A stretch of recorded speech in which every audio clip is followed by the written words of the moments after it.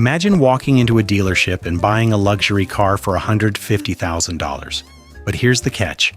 It has no engine. You can never resell it. And even if you go bankrupt, the government forces you to keep making payments until the day you die. If a corporation did this, we'd call it a scam. We'd call it a criminal conspiracy. But in America, we just call it higher education. For decades, we were sold a specific roadmap. Go to school, get a degree, get rich. Simple, right? But look around. We have baristas with master's degrees and Uber drivers with PhDs. The golden ticket has become a glorified receipt for a mortgage you never asked for. Today, we are dissecting the math behind the college degree bubble and proving why this system isn't just broken, it's a perfectly designed Ponzi scheme where you are the product. To understand how we ended up in a trillion-dollar debt trap, we have to rewind to a time when the system actually worked. Picture the American dream, version 1.0, the post-Wabiwikuao era. Back then, a college degree wasn't just a piece of paper, it was a guaranteed contract for entry into the middle class. You graduate on Friday, start a career on Monday, and buy a house with a white picket fence by the time you're 25. The economics made sense because of simple supply and demand. In 1970, only about 11% of Americans had a bachelor's degree. If you had one, you were a unicorn. You were elite. You had leverage. And the cost? It was almost a joke compared to today. 30 or 40 years ago, a student could literally pay for a year of tuition at a state university just by working a part-time job during the summer. Read that again. You could flip burgers for 3 months and pay for your entire education. No loans, no predatory interest rates, just pure return on investment. This success story got hardwired into our cultural DNA. Our parents and grandparents saw it work for them, so they drilled it into us with religious intensity. Go to college, or you'll be a failure. Go to college, or you'll be flipping burgers forever. We stopped treating higher education like a calculated financial investment and started treating it like a moral obligation. It became the default setting for life. And that is exactly where the trap was set. Because while we were busy following our parents' outdated advice, the universities realized something dangerous. If customers believe they must buy your product to survive, you can charge them whatever the hell you want. So, when did the good deal turn into a financial death sentence? The glitch happened when the government decided to help. They introduced federally guaranteed student loans. On paper, it sounded noble. Make college accessible to everyone. In reality, it created a perverse economic incentive that broke the market. Think about it. If you run a business, let's say a bakery, you can't charge $500 for a donut. Nobody has $500. Market forces keep your prices honest.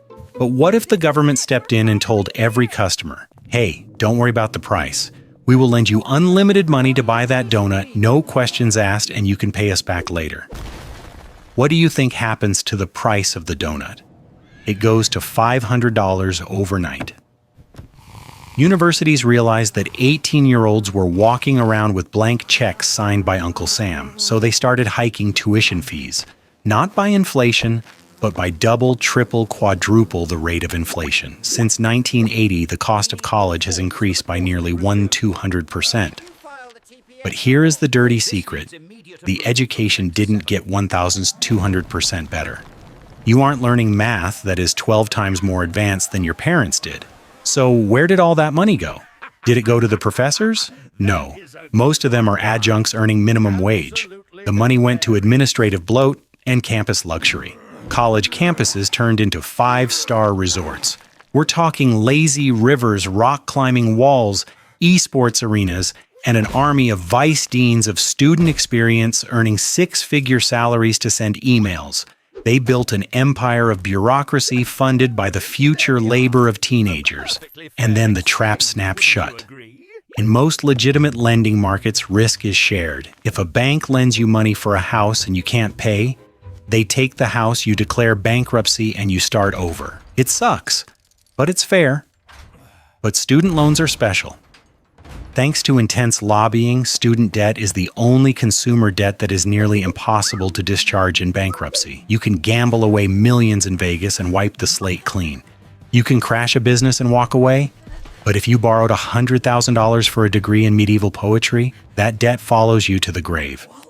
The government can garnish your wages, seize your tax returns, and even come after your Social Security checks. Meanwhile, because everyone went to college, the value of the degree plummeted. It's basic supply and demand. When everyone is special, no one is. The bachelor's degree became the new high school diploma. Now entry-level jobs that pay $40,000 a year require a master's degree and 5 years of experience. You are running on a treadmill that keeps getting faster, paying for a ticket that gets you nowhere, owing money to a system that rigged the game before you were even born. So if the math doesn't add up, why do we keep playing the game? Why do companies require a bachelor's degree for a job that consists mostly of answering phones and using Excel? To understand this, we need to look at two concepts: credential inflation and signaling theory. First, let's talk about credential inflation. Imagine you are at a crowded concert or a football stadium. At first, everyone is sitting down, and everyone can see the stage perfectly. It's comfortable, it's free. But then one guy in the front row decides to stand up to get a better view. Now the person behind him has to stand up just to see over his head. Then, the next row stands, and the next. Within a minute, the entire stadium is standing up. Here is the tragedy. Nobody is seeing the stage any better than when they were sitting. The view hasn't improved, but now everyone is uncomfortable. Everyone's legs are tired, and you cannot sit back down, or you will stare at someone's back. This is exactly what happened to the job market. The first generation got degrees to stand out. Now you get a degree just to keep from being invisible. You aren't paying for an advantage anymore, you are paying a tax just to participate in the labor force. This brings us to the second concept: signaling theory. There is a terrifying economic theory that suggests universities aren't actually teaching you useful job skills. I mean, be honest. How much of your biology or art history class do you use in your marketing job? 0. Instead, the degree acts as a costly signal. It's a very expensive stamp on your forehead that tells an employer 3 things. You have a basic level of intelligence. You are conformist enough to follow instructions for 4 years. You can tolerate boring, repetitive tasks without quitting. Employers are lazy. They don't want to spend time testing your actual skills, so they use the degree as a filter. It's a shortcut. But here is the kicker. You are the one paying for their filter. You are taking on $50,000 of debt to save a corporation $500 in HR screening costs. It is a transfer of wealth from the poor, students, to the rich, corporations and universities. And the worst part? The more people get degrees, the weaker the signal becomes. So now the master's degree is the new standing on your tiptoes at the concert. It is a classic arms race.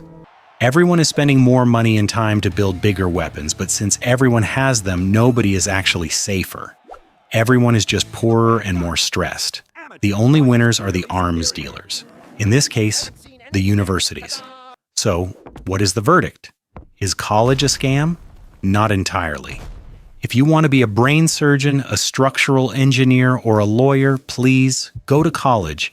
We don't want YouTubers operating on our hearts or building our bridges, but for the rest of us, the degree by default era is dead. It was a golden ticket that expired in 2008, but they are still selling it at full price. The system relies on your fear. Fear of falling behind, fear of disappointing your parents, fear of the unknown. They monetize that fear to the tune of $1.7 trillion. But now you know the math. You know that a degree is just a product, and universities are just corporations protecting their bottom line. The real education in the 21st century isn't found in a lecture hall. It's found in adaptability, financial literacy, and the ability to learn new skills without waiting for a professor to give you a syllabus. The gatekeepers are gone. You don't need their permission to be successful anymore. You just need the guts to step off the conveyor belt. Don't let a piece of paper define your worth. And definitely don't let a loan balance define your future. The world is full of these invisible scripts. Hidden rules designed to keep you working harder while getting poorer. The college degree is just one level of the game. If you want to deconstruct the rest of the lies they told you about money, success, and freedom, you are in the right place. We are building a library of truths for the ones who refuse to stay in the matrix.